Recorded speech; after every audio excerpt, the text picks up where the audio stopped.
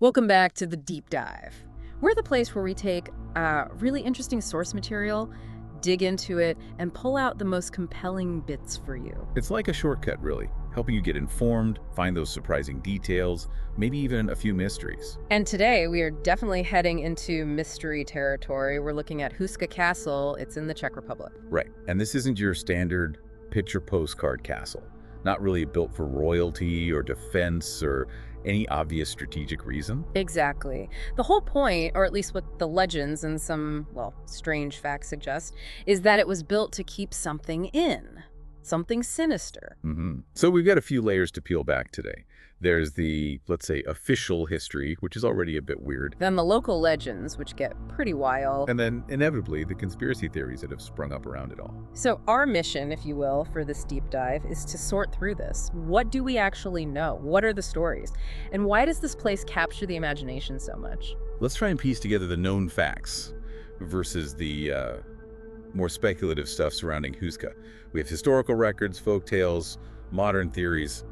Quite a mix. Okay, let's start with that official story. Because honestly, even the basic facts are pretty head-scratching. They really are.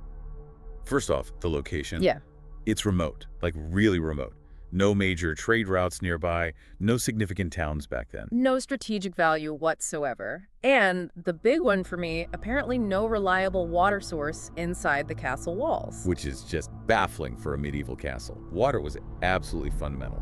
For drinking, sanitation, surviving a siege, everything. Its absence is a huge anomaly. Castle Building 101 and the defenses. Also minimal, considering the scale. It wasn't really positioned to control territory or fend off a major assault in the way you'd expect. And there's something about the layout, too. Yeah, the orientation's unusual. It's aligned north-south, which isn't typical for defensive structures of that period. It hints at different priorities. Okay, priorities like building a chapel directly over a massive hole in the ground. Precisely. That's perhaps the most striking feature. The castle chapel wasn't just placed anywhere. It was constructed specifically over this deep pit or chasm in the bedrock. So you've got this castle, middle of nowhere, no water, weird layout, minimal defense, and a chapel basically acting like a lid on a giant hole. It really makes you ask, why? Why go to all the trouble and expense? What was the thinking? And that's where the local folklore jumps in with a pretty terrifying explanation. It does. The local stories don't just call it a hole, they call it a bottomless pit. A gateway to hell, literally. That's the core of the legend. This belief that the pit was an actual opening to the underworld. And, well, things came out. Demons, right. Winged creatures, half-animal monstrosities crawling out at night. Exactly. Stories of these beings emerging from the pit and wreaking havoc on the surrounding countryside, terrifying the local population. These tales were apparently quite widespread. And there's that one specific story that always gives me the creeps. The prisoner. Ah, yes. The tale of the condemned man offered a pardon if he'd agree to be lowered into the pit on a rope and report what he saw. So they lower him down. And according to the legend, he starts screaming almost immediately. They pull him up quickly, but... He's changed, aged horrifically, hair turned white, completely insane. Babbling about monstrous shapes and hellish visions. He supposedly died just a few days later. Whether it's true or just a story, it's incredibly potent imagery. Absolutely. It really cements the whole idea, doesn't it? It does.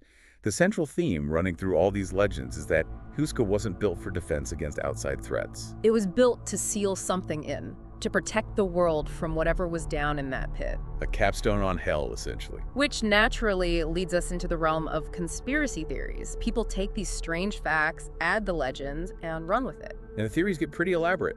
Some propose that it's not just folklore, that the pit is a genuine portal. Like a literal doorway to another dimension or the underworld or something. Yes, that the castle acts as a physical seal on an actual interdimensional gateway. That the legends were based on something real. Wow, okay. And some theories involve, like, a specific entity. That's another common thread. The idea that beneath the castle, trapped by its very structure and maybe the chapel's sanctity, lies an ancient, powerful, and malevolent entity. Waiting to get out, the castle as its prison cell. It taps into those deep-seated fears of ancient evils and things lurking just beyond our understanding. Very dramatic stuff. And then, almost inevitably, you get the Nazi angle popping up. It seems to happen with many mysterious European sites, doesn't it? The theory here is that during World War II, the Nazis were drawn to Houska. Not for strategic reasons, obviously. We've established it has none. No, the idea is they were interested because of its occult reputation, that they believed the legends, or at least suspected there was some kind of power there. And they wanted to harness it, or study it. Supposedly. Trying to tap into the power of the gateway for their own nefarious purposes. It fits with the documented Nazi interest in esoteric beliefs, and the occult, though concrete proof of this specific activity at Houska, is elusive. Right. It's easy to connect those dots, even if the connection isn't solid. And some theories go even further, suggesting that maybe it's not just history, that modern governments or secret groups know about the portal. And they're actively covering it up, suppressing the truth about Houska. That's the more extreme end of the spectrum, the classic, they don't want us to know narrative. Okay, so when people push these theories, what evidence do they actually point to, besides the stories themselves? Well, a lot of it circles back to those weird facts we started with. The location, the lack of water, the minimal fortifications. They see those not as historical quirks, but as proof of a non-mundane purpose. Exactly. Why build it there unless you were isolating something? Why skimp on defenses if you weren't focused on containing something inside? The chapel over the pit is, of course, Exhibit A. And the legends themselves are used as evidence too, right? Like the fact these stories have persisted for so long must mean something happened. That's a key argument for proponents. They argue that such specific, enduring, and terrifying folklore wouldn't just spring out of nowhere. There must be a kernel of truth, some genuine supernatural event that inspired them. Smoke and fire, basically. Makes sense, in a way. And what about modern-day stuff? Paranormal reports. Oh yeah, that's frequently cited. Visitors and paranormal investigators report all sorts of things. Like what? What kind of things? Apparitions, shadowy figures, disembodied voices or screams, strange noises, cold spots, and a general feeling of intense dread or being watched. Classic haunted heist stuff, but amplified by the location's reputation. Precisely. And these personal experiences, while subjective, are often presented as ongoing proof of the castle's sinister nature. Is there anything about the building itself, like symbols or architecture? Some people interpret certain carvings or architectural features as having esoteric or occult significance, suggesting a deliberate non-Christian or magical intent behind the design. Kind of reading meaning into the patterns. Potentially. And as we mentioned, any historical mention of the Nazis being there is often highlighted as strong evidence of their occult interest being focused specifically on Houska's alleged power. Okay, but we need to apply some critical thinking here. What are the counter-arguments, the more, let's say, grounded explanations? Absolutely crucial. For starters, the purpose might have been practical, just not obvious to us now. Maybe it was an administrative center for a large estate, despite the remoteness. Or a status symbol. Some rich noble wanting a big, imposing structure, even if the location wasn't ideal. Possibly. Or maybe a religious sanctuary, hence the prominent chapel. Right. Or even just a flawed design, or an unfinished project where the original strategic intent changed or wasn't fulfilled. History is full of oddities. And the pit, the gateway to hell. Could it just be? Yeah. A pit, a natural geological feature, a deep cave, a sinkhole. Which, back then, without geology, would seem pretty terrifying and bottomless. Exactly. Deep, dark holes in the earth have been associated with the underworld in cultures all over the world for millennia. It's a natural human reaction to the unknown depths. And the legends evolving over time. Legends do that. They grow, they embellish.